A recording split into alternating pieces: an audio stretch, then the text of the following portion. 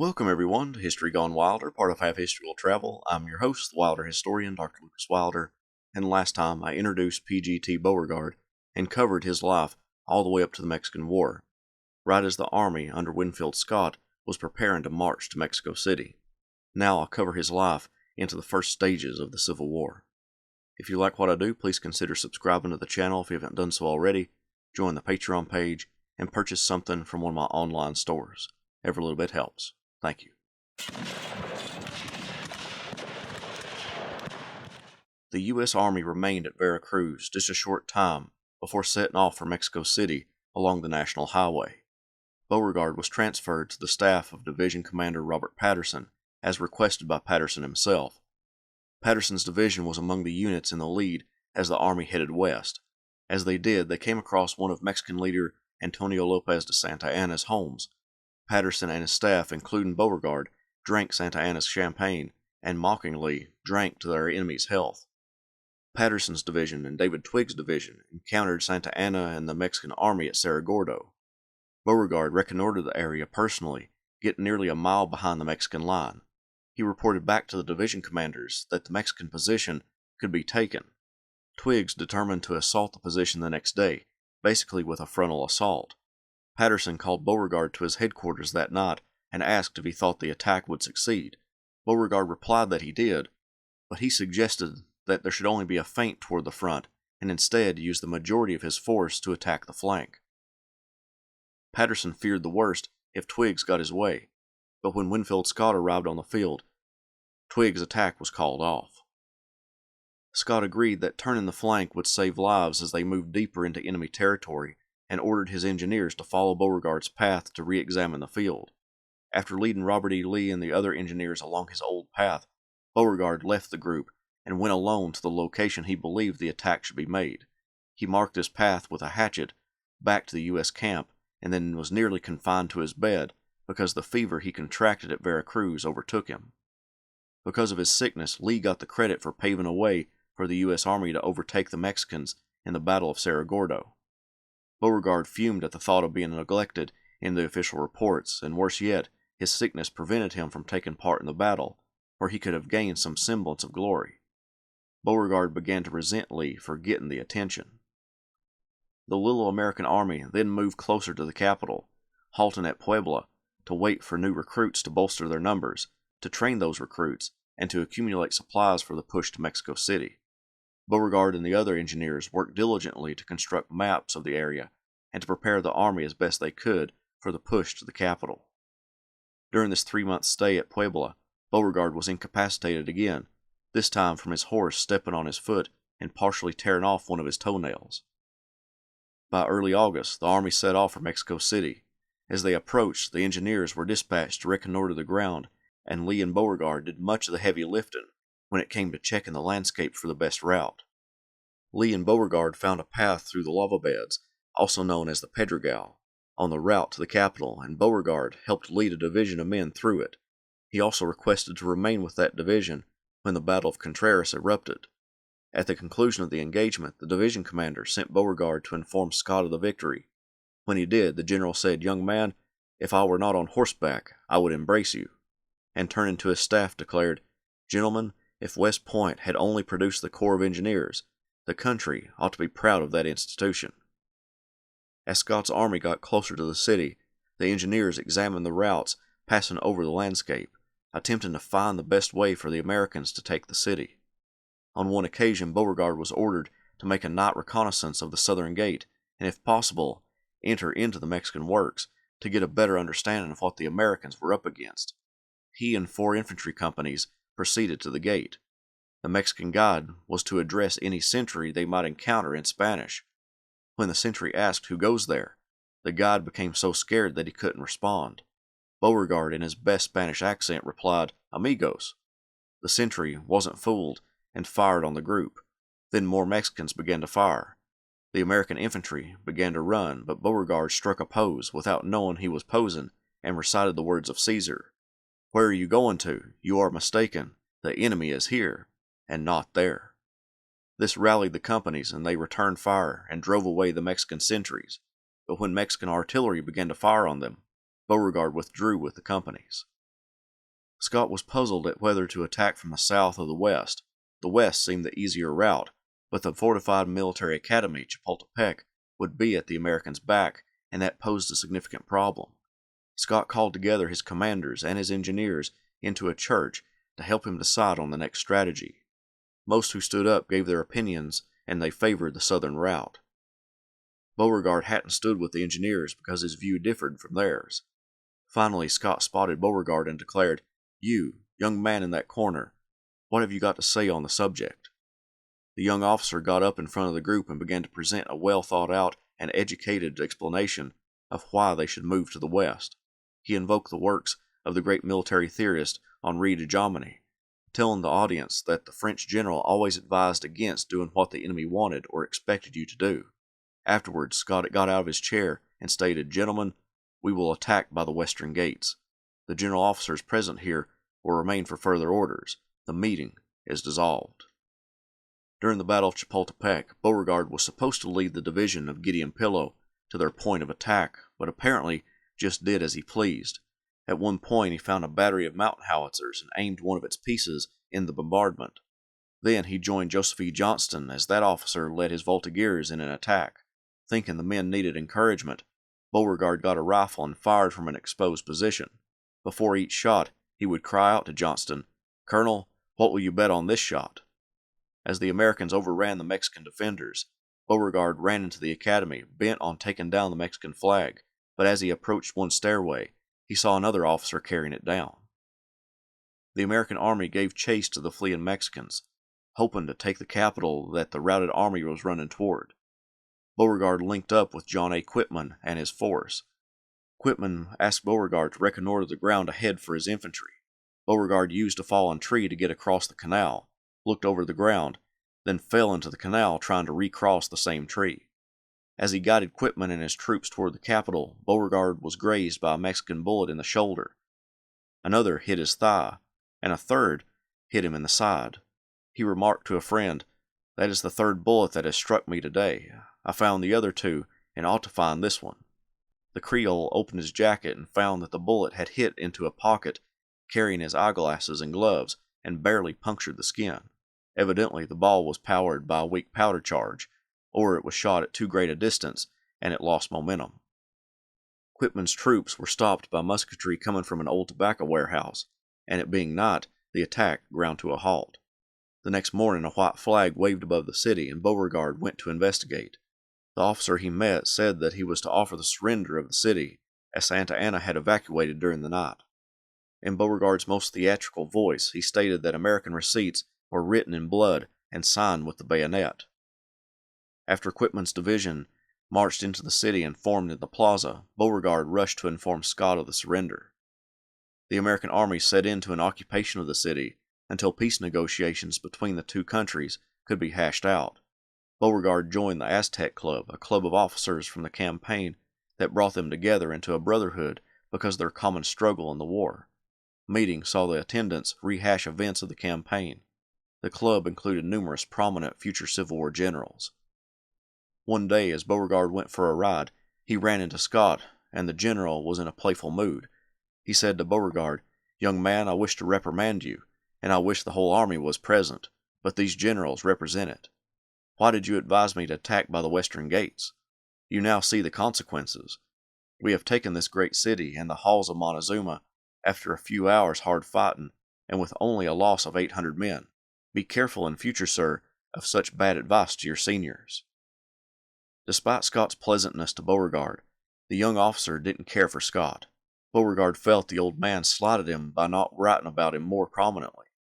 As one of Beauregard's biographers wrote, he conceded that Scott was the best general of the war, but he fell short of Beauregard's ideal of a general. There is no evidence that he studied Scott's generalship in the Mexican campaign or learned anything from the general strategy, as Lee undoubtedly did.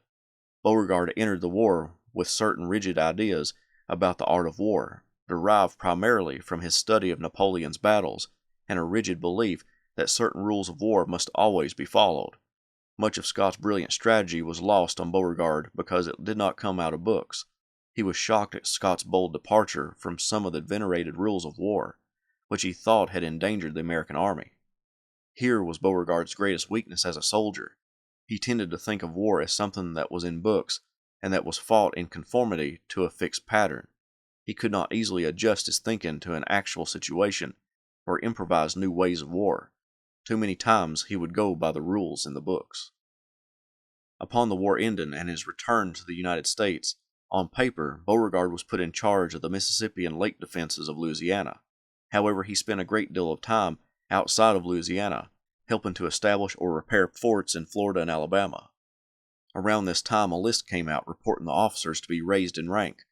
When Beauregard found that one particular officer, Zealous Bates Tower, was listed as ranking higher than him, he wrote to politicians and generals to help get himself another promotion. He wrote, "Well now, General, do you not think that out of these 6 heads I might at least have received 3 brevets, as well as my friend Tower, especially and above all for the operations against the Garita of Belen? And do you not think that if the matter was properly laid before Mr. Conrad, that he would give unto Caesar what is Caesar's?" In 1850, Beauregard would receive a devastating setback. His wife Marie passed away, giving birth to a daughter. The child would survive. She would be named Lorraine. It would take a few years for him to get over her passing and be able to marry again, this time to a woman named Caroline, a fellow Creole. Her brother, John Slidell, was a powerful political figure, and Beauregard saw this as a great help to his career. In some of Beauregard's letters, he discussed his ideas of religion and the state of man. His ideas of religion, as one of his biographers described it, was more intellectual rather than spiritual. He wrote about death that death is nothing more than a change of condition that is going on constantly on the surface of the earth, a misfortune for the happy, but a blessing for the unfortunate. Beauregard thought of himself as something of an inventor, although others didn't see it that way. He was inquisitive and tried to find solutions, but not all of them were sound. When what was termed mud lumps appeared in the Mississippi River near its mouth that prevented travel up and down it, Beauregard, in charge of the river, was to find a solution for it. He created a bar excavator that would hopefully solve the problem, but it was never adopted. He invented a mechanism that was supposed to help artillery fire at moving targets, but the War Department rejected it. At another time, he insisted that some seeds from Mexico was guaranteed to cure the bite of a mad dog. You would need to dissolve the seeds in the best sherry and take the mixture 3 times a day. The remedy never took off. In 1852, one of Beauregard's good acquaintances from the Mexican War, Franklin Pierce, was nominated by the Democratic Party as their presidential candidate. Beauregard had kept up a steady correspondence with Pierce since the war ended, and campaigned for his friend, especially since Pierce's opponent was General Winfield Scott, a Whig. Beauregard also probably thought that having a friend in the White House might help his promotion in the peacetime army. At the very least, it couldn't hurt. Beauregard yearned for a position as the superintendent engineer of the New Orleans Customhouse. The Customhouse, under others' purview, sank deep into the soft soil of Louisiana, and experts came in to assess its condition, Beauregard being one of them. When the position was offered to him, he initially declined because the government wouldn't sanction the restructuring of the Customhouse to the expert specifications. He flipped and decided to take the position, but he let them know that he wouldn't accept the failure of the structure's integrity because he couldn't change its construction plans. This position raised him to the rank of captain. In 1856, the filibuster William Walker attempted to take over the government in Nicaragua and spread American institutions to Latin America. This enticed Beauregard.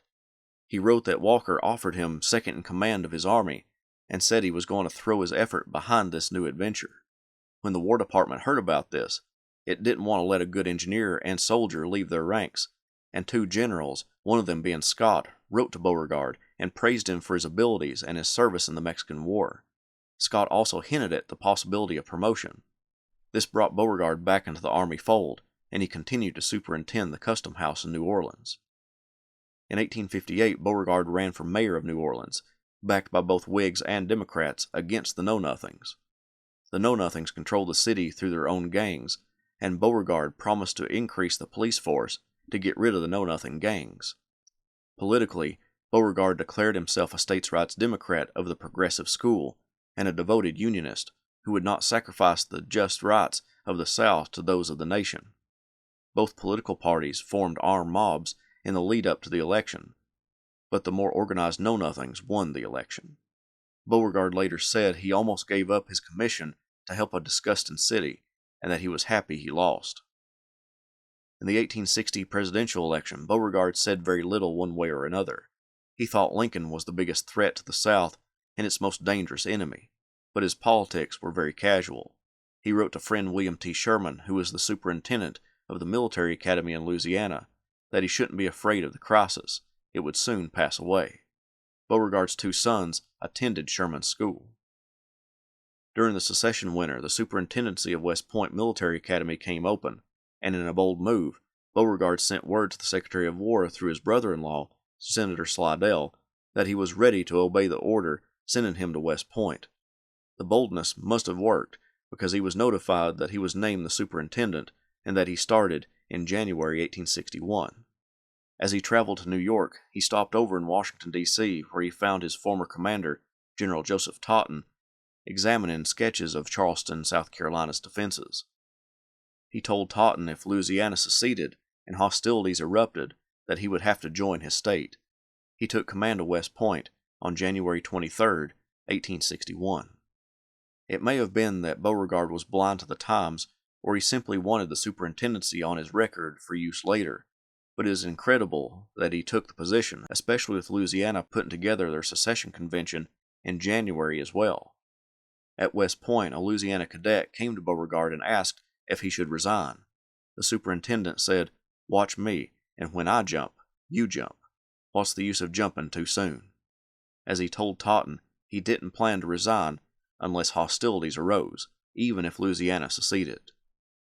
The day after he took his position, Toutant and the Secretary of War wrote to him saying that they couldn't allow a secessionist to be the superintendent of the school. On January 28th, 5 days after arriving at the academy, Beauregard relinquished his position. He is the shortest-serving superintendent of West Point to date. Beauregard formally protested, feeling that he shouldn't have been removed because, as he said, he wouldn't have joined his state unless hostilities arose, but nothing could be done now. He tried to recoup a mileage claim for $165 from the government for his expenses, but they wouldn't pay it, something he tried to get from the government after he joined the Confederacy and fought against them. In New York, getting ready to board a ship destined for Louisiana, Beauregard received a telegram from Governor Thomas More of Louisiana, stating that the state seceded and that it needed his help.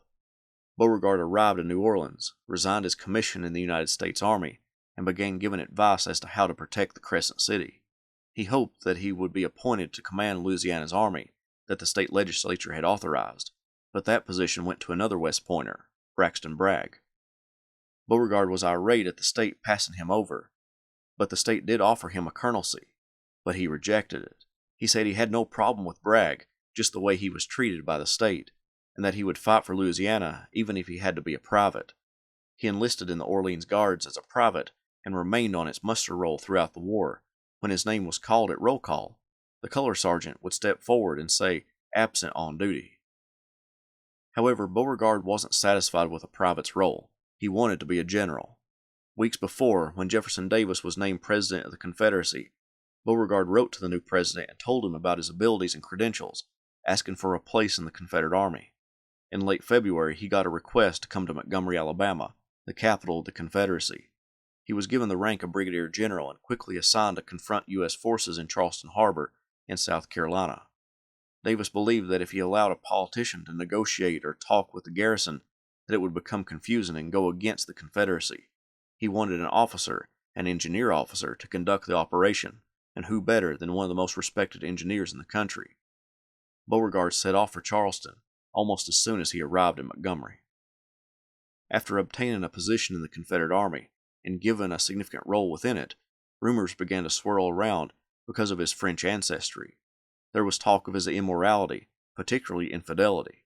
Some soldiers whispered that Beauregard traveled with a train of concubines and wagons loaded down with champagne. Because of his image and reputation, women lavished him with praise and presents, particularly flowers. It was common to find vases of flowers at his headquarters, some of them acting as paperweights. Beauregard did travel with a gentleman that acted as both his barber and valet to keep him looking youthful. At the beginning of the war, Beauregard's hair was jet black, but after a year in the war, it had almost turned white. Some said it was from worry, but many said that the Union blockade kept him from getting his important hair dye. In Charleston, Beauregard gazed from the city's famous battery at the holdout of Union soldiers garrisoning Fort Sumter in the harbor. The garrison was commanded by Beauregard's former teacher, Robert Anderson. The Union government was determined to hold Sumter and sent an emissary to Charleston to inform the South Carolina governor that a ship would bring supplies but nothing else to the garrison, and they hoped no opposition would be made. The governor directed the emissary to Beauregard, the commander of Charleston and its coastline. Beauregard sent the emissary back to Washington and sent word to Montgomery about the message. The Confederate Secretary of War said that under no circumstances were Union ships to reach Sumter. The Confederate government now needed to act, and act quickly. On April 10, 1861, Beauregard received word to demand the surrender of the garrison, and if it was refused, to reduce the fort. At 2 p.m. on April 11th, Beauregard sent 3 officers to the fort to demand its surrender. Anderson consulted with his officers for about an hour, then gave a written statement to Beauregard's men, stating that he would not surrender. But as he walked the men to the main gates, he told them, "Gentlemen, if you do not batter the fort to pieces about us, we shall be starved out in a few days." Beauregard reported the conversation to the Secretary of War, and it was relayed to the general that if the Union were to agree that they would evacuate and that they would not use their guns on the Confederates, then Beauregard would not bombard the fort. The general sent over some aides to the fort, asking if Anderson agreed to the terms. He said he would, unless he was given new instructions or resupplied. This ended the discussions. The aides informed Beauregard, and the first shot was fired at 4:30 a.m. on April 12th. The war had begun. Confederates discharged thousands of rounds of ammunition at the fort. On April 13th, the Union garrison surrendered, and they left their post on April 14th. Beauregard was made a hero overnight in the Confederacy because of the capture. His name circulated in newspapers and in parlors, making him one of the most famous men in the Confederacy. He traveled to Montgomery to confer with Davis and the Secretary of War about future plans. He even brought up a scheme to purchase merchant steamers in Charleston from a businessman in that city who had connections with England. The steamers could start bringing in supplies to the Confederacy. Davis shot down that idea, becoming the first disagreement between the two men. Beauregard then traveled back to Charleston and began setting up defensive positions, but he was soon called away to move to Corinth, Mississippi, and oversee the Mississippi River defenses from Vicksburg to the Kentucky and Tennessee border. Before he left, he addressed the Charlestonians. "Whatever happens at first, we are certain to triumph at last. Even if we had for arms only pitchforks and flintlock muskets, for every bush and haystack will become an ambush, and every barn a fortress. The history of nations proves that a gallant and free people, fighting for their independence and firesides, are invincible against even disciplined mercenaries at a few dollars per month. What then must be the result when its enemies are little more than an armed rabble, gathered together hastily on a false pretense and for an unholy purpose, with an octogenarian, he would never forgive Scott, at its head? None but the demented can doubt the result." Before he could go to Mississippi, Davis sent him to Virginia. It had just seceded, and Richmond became the capital of the Confederacy. There he met with Davis and the commander of Virginia state troops, Robert E. Lee. One of Beauregard's biographers described the president as such. Criticism of himself, his friends, or his policies he regarded as a kind of crime. He could not swallow a dissent or a rebuff in order to use the man who gave it for the common good. He loved to dispute even theoretical points to win a logical victory. Nothing delighted him more than to write a long lecturing letter to a general who had questioned the wisdom of a Davis decision. It pleased him to show people where they were wrong. He thought they would appreciate his efforts. If he could not convince opponents of their errors, he did not try to conciliate or compromise. He severed relations with them and became their enemy. This was the man who was Beauregard's superior, Beauregard, who specialized in criticism of those above him. They were born to clash. Davis sent Beauregard to northern Virginia, where some Union forces had moved across the Potomac River to Alexandria. Beauregard took control of the Confederate forces around Manassas, Virginia. His men were excited to see him, the hero from Charleston. However, he worried about the size of his force, which got resolved by reinforcements soon coming in. but he did realize that many of his troops wore the same uniforms as United States soldiers, so he put forward a proposal to the president for his men to wear red and yellow scarves that would extend from their shoulder to the waist. Davis thought it too large and impractical, so he recommended a rosette instead.